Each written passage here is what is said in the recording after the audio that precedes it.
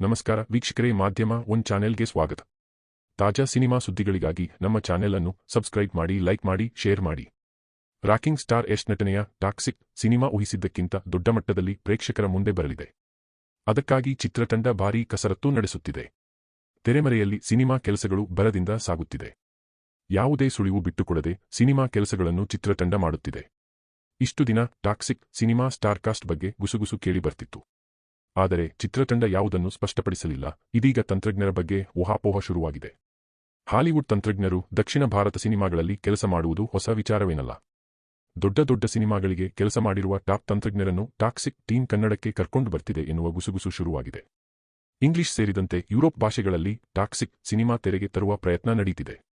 ಅದಕ್ಕೆ ತಕ್ಕಂತೆ making plan ಮಾಡಲಾಗುತ್ತಿದೆ. ಡ್ರಗ್ಸ್ ಮಾಫಿಯಾ ಎನ್ನುವ ಯೂನಿವರ್ಸಲ್ ಸಬ್ಜೆಕ್ಟ್ ಅನ್ನು ಬಹಳ ದೊಡ್ಡ ಮಟ್ಟದಲ್ಲಿ ಕಟ್ಟಿಕೊಡುವ ಪ್ರಯತ್ನ ನಡೆಯುತ್ತಿದೆ. ಸದ್ಯ ಚಿತ್ರದ ಸ್ಟಂಟ್ ಹಾಗೂ ಅಸಿಸ್ಟೆಂಟ್ ಡೈರೆಕ್ಟರ್ ಟೀಮ್ ಬಗ್ಗೆ ಸೋಷಿಯಲ್ ಮೀಡಿಯಾದಲ್ಲಿ ಚರ್ಚೆ ಶುರುವಾಗಿದೆ. ಮ್ಯಾಡ್ ಮ್ಯಾಕ್ಸ್ ಫ್ಯೂರಿ ರೋಡ್ ಚಿತ್ರಕ್ಕೆ ಕೆಲಸ ಮಾಡಿದ್ದ ಸ್ಟೀವ್ ಗ್ರಿಫಿನ್ ಹಾಗೂ ಡಾರ್ಕ್ ನೈಟ್ ಚಿತ್ರದ ರೂವಾರಿ ಟಾಮ್ ಸ್ಟ್ರೂಟರ್ಸ್ ಸೆಕೆಂಡ್ ಯೂನಿಟ್ ಡೈರೆಕ್ಟರ್ ಆಗಿ ಟಾಕ್ಸಿಕ್ ತಂಡ ಸೇರುತ್ತಿದ್ದಾರೆ ಎನ್ನಲಾಗ್ತಿದೆ. ಇದೇ ವಿಚಾರ ಸೋಷಿಯಲ್ ಮೀಡಿಯಾದಲ್ಲಿ ಸಖತ್ ಸದ್ದು ಮಾಡ್ತಿದೆ.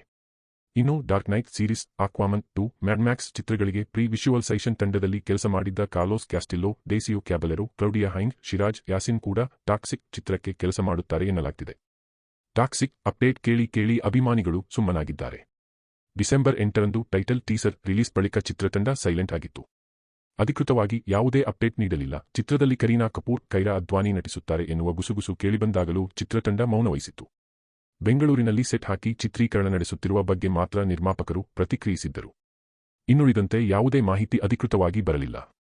ಚಿತ್ರದಲ್ಲಿ ಯಶ್ ಸಹೋದರಿ ಆಗಿ ಕರೀನಾ ಕಪೂರ್ ಮೊದಲಿಗೆ ನಟಿಸಲು ಒಪ್ಪಿದ್ದರು. ಬಳಿಕ ಡೇಟ್ಸ್ ಸಮಸ್ಯೆಯಿಂದ ಹಿಂದೆ ಸರಿದರು ಎನ್ನಲಾಗಿತ್ತು. ಕರೀನಾ ಜಾಗಕ್ಕೆ ನಯನತಾರಾ ಎಂಟ್ರಿ ಆಗಿದೆ ಎನ್ನುವ ಮಾತುಗಳು ಕೇಳಿಬಂದಿತ್ತು. ಇನ್ನು ನಾಯಕಿಯಾಗಿ ಕೈರಾ ಅದ್ವಾನಿ ಕನ್ಫರ್ಮ್ ಎನ್ನಲಾಗ್ತಿದೆ. ಆದರೆ ಯಾವುದನ್ನೂ ಚಿತ್ರತಂಡ ಹೇಳಲಿಲ್ಲ. ಇದೀಗ ಸಿನಿಮಾ ಅಪ್ಡೇಟ್ ಸಿಗುವ ಸಮಯ ಬರ್ತಿದೆ ಎನ್ನುವ ಚರ್ಚೆ ಶುರುವಾಗ್ತಿದೆ.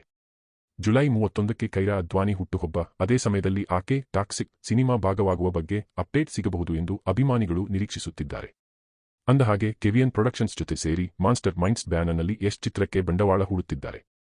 ಬಹುಕೋಟಿ ವೆಚ್ಚದ ಈ ಚಿತ್ರದಲ್ಲಿ ಯಶ್ ಸ್ಟೈಲಿಶ್ ಡಾನ್ ಅವತಾರದಲ್ಲಿ ಕಾಣಿಸಿಕೊಳ್ಳುತ್ತಾರೆ ಎನ್ನಲಾಗ್ತಿದೆ. ಏಪ್ರಿಲ್ 10ಕ್ಕೆ ಸಿನಿಮಾ ತೆರೆಗೆ ಬರಲಿದೆ. ಸಿನಿಮಾ ಅಪ್ಡೇಟ್ಗಾಗಿ ನಮ್ಮ ಚಾನೆಲ್ ಅನ್ನು ಸಬ್ಸ್ಕ್ರೈಬ್ ಮಾಡಿ, ಲೈಕ್ ಮಾಡಿ, ಶೇರ್ ಮಾಡಿ.